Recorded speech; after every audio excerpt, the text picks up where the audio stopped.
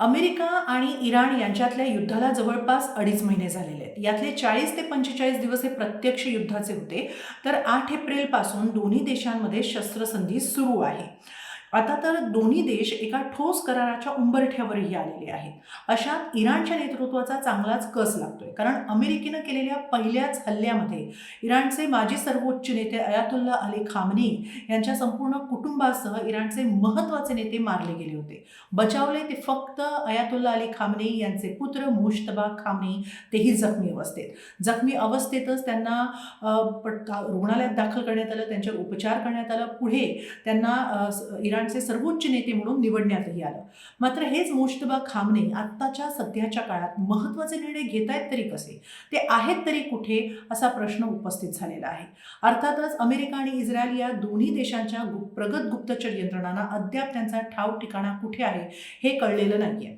इराणकडून याबाबत अत्यंत गोपनीयता बाळगली जाते आहे. याला महत्त्वाचं कारण आहे ती म्हणजे मुश्तबा खामने यांची सुरक्षितता.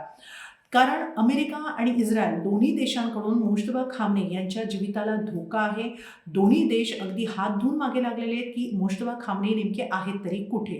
दुसरं महत्त्वाचं कारण म्हणजे मुश्तबा खामने हे जरी बचावलेले असले तरी ते प्रचंड जखमी झाले, किंबहुना ते अपंगही झाले असावेत अशीही एक शक्यता बोलून दाखवली जाते. आणि त्यामुळेच मुश्तबा खामने पहिल्या हल्ल्यापासून ते आजवर अद्याप लोकांसमोर आलेले नाही आहेत किंवा सार्वजनिकरित्या आलेले नाही आहेत. मात्र त्यांचे संदेश बरोबर पोहोचत असतात. आता सुद्धा वाटाघाटी सुरू असताना त्यांचे संदेश इराणच्या महत्त्वाच्या नेत्यांपर्यंत किंवा जे नेते वाटाघाटी करतायत त्यांच्यापर्यंत पोहोचतात.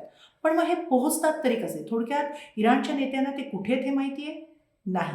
इराणच्या महत्त्वाच्या नेत्यांना सुद्धा मुश्तबा अली खामने कुठे आहेत हे माहिती नाही आहे.